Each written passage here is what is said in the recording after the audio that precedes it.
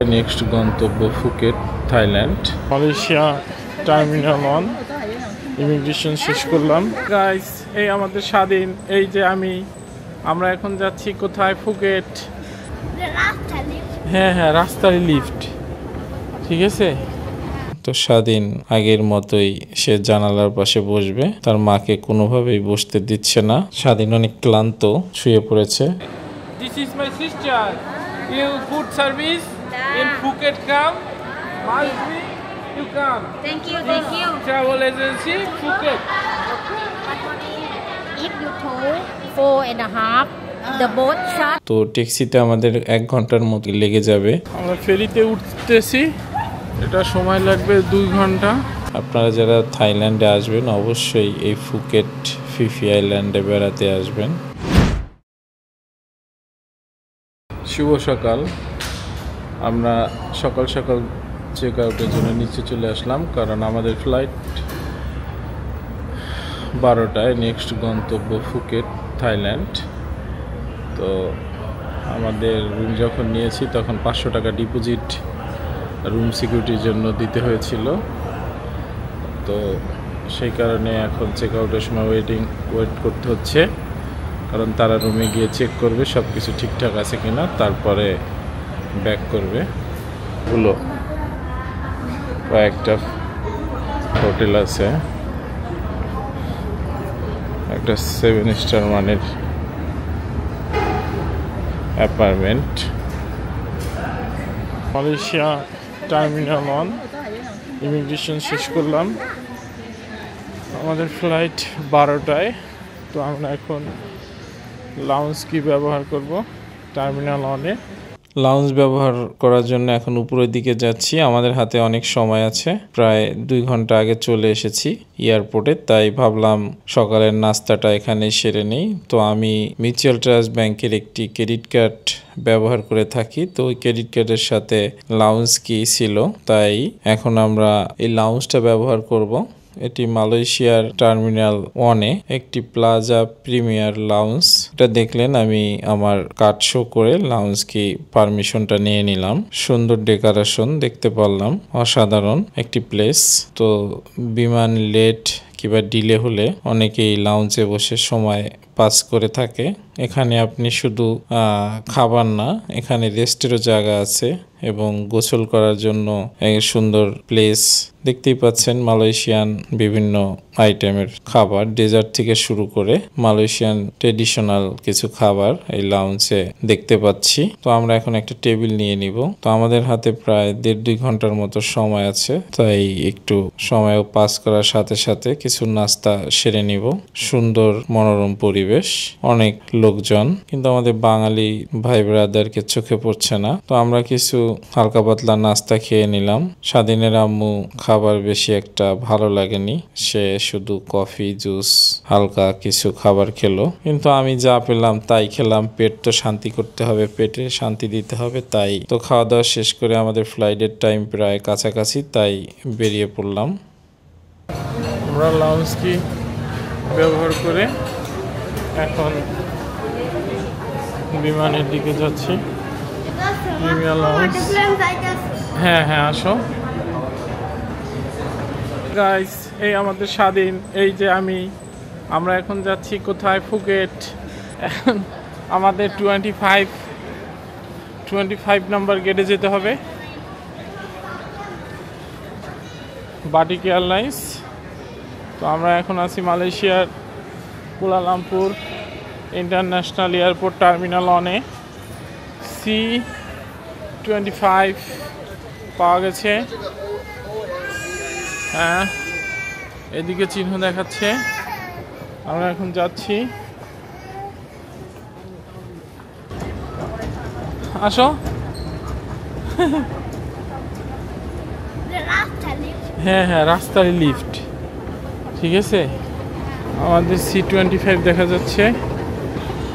C25 আমাদের gate নাম্বারটা ছিল। তো আমরা চলে আসলাম। তো একটি সমস্যা দেখা দিল যে আমাদের যেই গেট থেকে বিমান ছেড়ে যাওয়ার কথা ছিল ওখানে নেই, গেট নাম্বার চেঞ্জ হয়েছে। তাই তাড়াহুড়া করে আবার আমরা সেই গেট নাম্বারে চলে আসলাম। তো এখন আমরা বিমানের ভিতরে প্রবেশ করছি। তো আমাদেরকে সাথে বেবি আছে বিদায় তাড়াতাড়ি ছেড়ে দিল। তো আমরা বিমানের ভিতরে প্রবেশ করছি। তো আমরা যাব ফুকেটে। ফুকেট ইন্টারন্যাশনাল এয়ারপোর্টের উদ্দেশ্যে এখন বিমানের ভিতরে আমরা প্রবেশ করছি। তো সবাই সিরিয়াল দিয়ে যাচ্ছে, দেখতেই পাচ্ছেন কেবিন ক্রুদের। মালয়েশিয়ান কেবিন ক্রুরা খুবই সুন্দর। তো আমাদের সিটটা একটু পিছনে পেলাম। তো যাত্রীদেরকে খুব হেল্প করছে কেবিন ক্রুরা, দেখতেই পাচ্ছেন। তো স্বাধীন আগের মতোই সে জানালার পাশে বসবে, তার মাকে কোনোভাবেই বসতে দিচ্ছে না। বিমানবালারা তাদের দিক নির্দেশনাগুলো দেখিয়ে দিচ্ছে, দেখতেই পাচ্ছেন।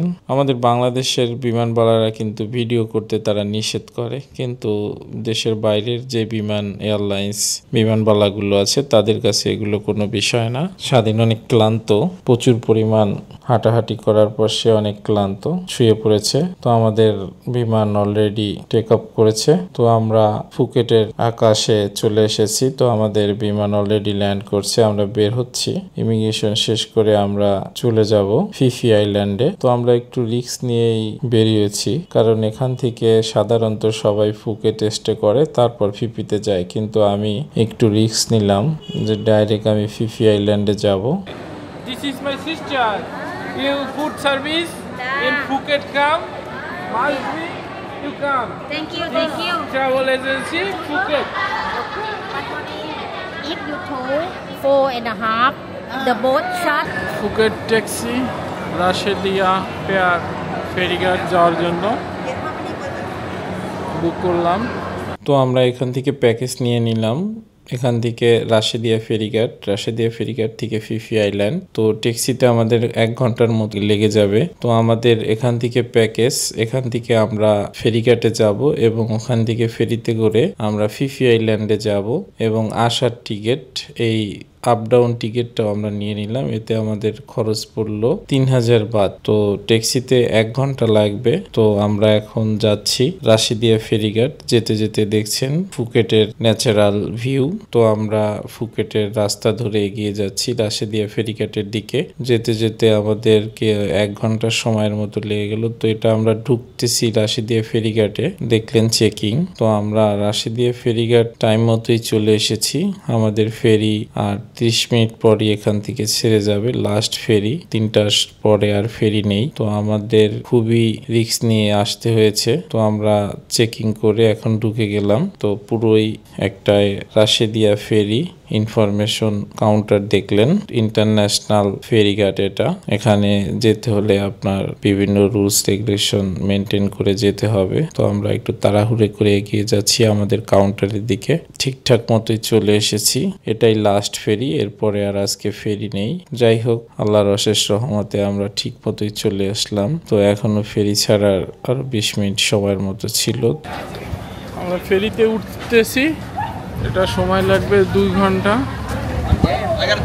প্রচুর পরিমাণ ফরেনিয়ার দেখছি আমাদের সাথে ফিফি আইল্যান্ডে যাচ্ছে। তো আমাদের বোটটা মাঝারি ধরনের, একটা স্পিড বোট, নীল জলরাশি দেখতেই পাচ্ছেন, অনেক সুন্দর আকাশ, অসাধারণ ভিউ। তো আমরা একটু ফেরির বাইরে বেরোলাম। আমাদের এই ফেরিতে আপনার 400 থেকে 450 বাত শুধু যাওয়ার ভাড়া, আর আসতে গেলে হচ্ছে 800 থেকে 900 বাত লাগে আপ ডাউনে। সুন্দর বিকেল, নীল জলরাশি, সাগরের মাঝখানে দেখছেন উঁচু টিলার মতো পাহাড় দাঁড়িয়ে আছে। সত্যি অসাধারণ একটি ভিউ দেখতে পেলাম আমরা। অনেক সুন্দর বিকেলের টাইমটাই ফেরির স্পিড বোটটায় আমরা পার করছি।